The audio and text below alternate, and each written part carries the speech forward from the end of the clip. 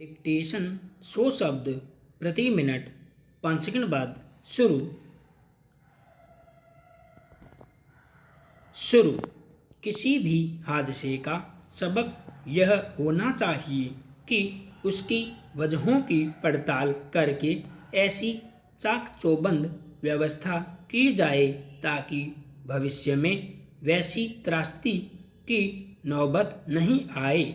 अमूमन हर बड़ी दुर्घटना के बाद उसकी जांच और कार्रवाई की मांग की जाती है। सरकारों की ओर से यह सुनिश्चित करने का दावा किया जाता है, लेकिन पिछले तमाम साल और हादसे इस बात के उदाहरण रहे हैं कि ज़्यादातर मामलों में सरकार की ओर से तात्कालिक प्रतिक्रिया और सक्रियता के अलावा जमीनी स्तर पर कोई ठोस कदम नहीं उठाए जाते। नतीजतन आए दिन एक ही प्रकृति के हादसे सामने आते रहते हैं। गुजरात के मोरबी में हुई पुल दुर्घटना के बाद प्रधानमंत्री ने इसी बात की ओर ध्यान दिलाया है कि इस त्रासदी से संबंधित सभी पहलुओं की पहचान करने के लिए एक विस्तृत और व्यापक जांच हो और उससे मिले प्रमुख सबक को जल्द से जल्द अमल में लाया जाए। गौरतलब है कि रविवार को मोरबी में एक झूला पुल के टूट जाने से नदी में गिरकर 135 लोगों की मौत हो गई थी। इस हादसे में जान गंवाने वाले लोगों के परिजनों के दुख को अब सिर्फ कम करने की ही कोशिश की जा सकती है। इस लिहाज से देखें तो प्रधानमंत्री ने खुद घटनास्थल पर जाकर और घायलों से मुलाकात कर पीड़ितों के दुख पर मरहम लगाने की कोशिश की, मगर इसका प्राथमिक हल यही होगा कि हादसे की जांच की जाए, दोषियों की पहचान हो और उन्हें सजा मिले। इसके अलावा विस्तृत और व्यापक जांच के जो निष्कर्ष सामने आए उनके मुताबिक भविष्य में होने वाले सभी क्षेत्र के ऐसे निर्माण को लेकर एक ठोस नीति बने और उस पर सख्ती से अमल हो। विडंबना यह है कि ज़्यादातर बड़े हादसों के बाद इस तरह की जांच और कार्रवाई के आश्वासन तो जारी किए जाते हैं, लेकिन ज़मीनी स्तर पर उस पर कितना अमल होता है यह किसी को पता नहीं चल पाता। यह बेवजह नहीं है कि एक के बाद दूसरे हादसे होते रहते हैं, लोगों की जान जाती रहती है। दरअसल पुलों या किसी भी सार्वजनिक उपयोग के निर्माण की जो प्रक्रिया होती है उसमें किस तरह की जटिलताएं घुल मिल गई हैं यह सभी जानते हैं। भ्रष्टाचार एक अघोषित व्यवस्था की तरह काम करता है जिसमें किसी ढांचे या परियोजना के लिए सरकार की ओर से जारी रकम में से कितना और किस तरह खर्च किया जाता है इसका अंदाजा किसी पुल या निर्माण के गिर जाने के बाद होता है।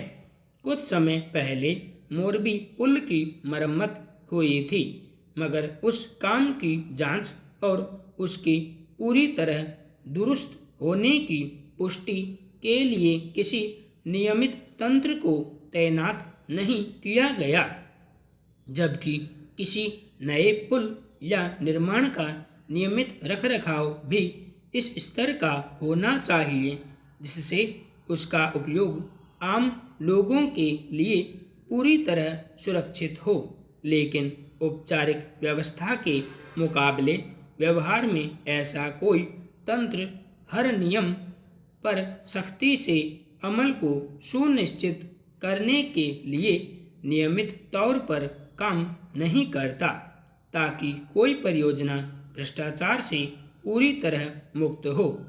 अगर केवल मोरबी पुल का उदाहरण रखा जाए तो हालत यह है कि मरम्मती या दुरुस्त होने से लेकर उस पर जाने वालों की तादाद सीमित करने और इसके साथ साथ वहां बचाव का कोई इंतजाम नहीं होने जैसी स्थितियां बताती हैं कि किस किस स्तर पर लापरवाही बरती गई।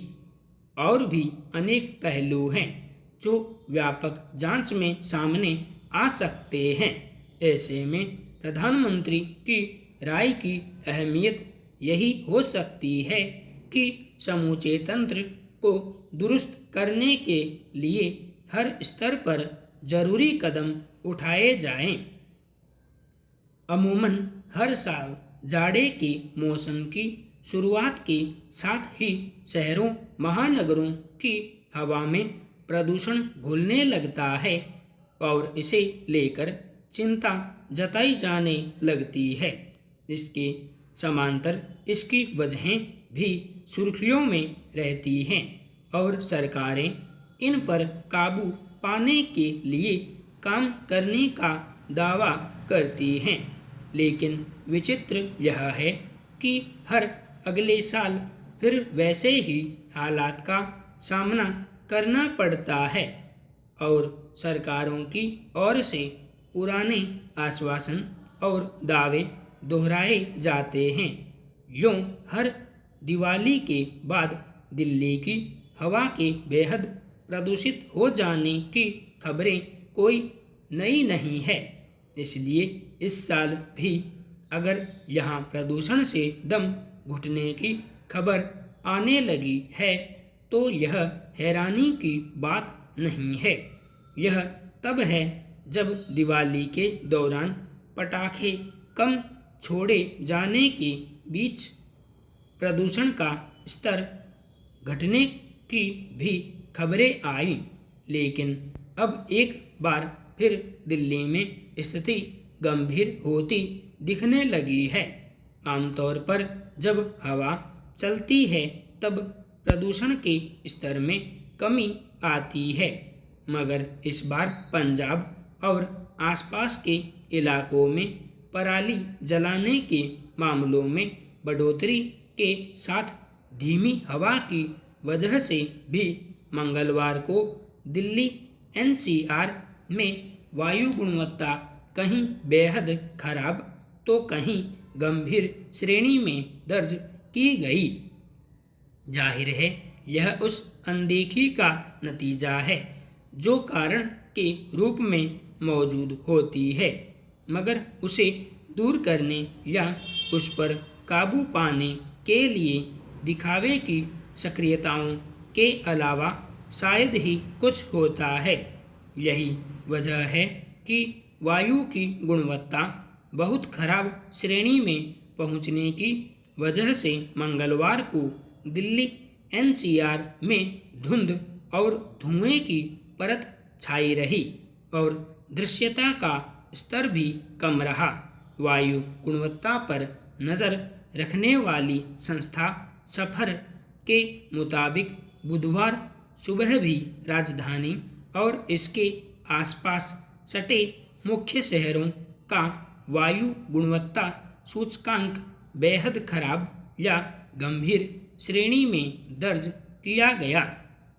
गौरतलब है कि वायु गुणवत्ता सूचकांक अगर 301 से 400 के बीच हो तो उसे बहुत खराब और 401-500 के बीच हो तो उसे गंभीर माना जाता है। आंकड़ा इससे ऊपर पहुंचने पर सांस तक लेने में मुश्किल होने लगती है।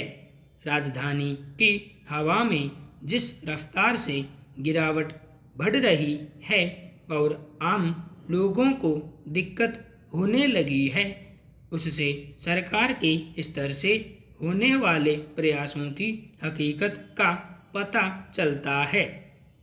करीब 1 महीने पहले इस समस्या से निपटने के लिए दिल्ली सरकार ने 15 सूत्री शीतकालीन कार्य योजना की घोषणा की थी, जिसमें कचरा जलाने, धूल और वाहनों से होने वाले उत्सर्जन को रोकने के लिए दल गठित करने के अलावा दिल्ली के अलग अलग स्थानों पर धुएं और कोहरे को दूर करने वाले यंत्र लगाने की बात कही गई थी।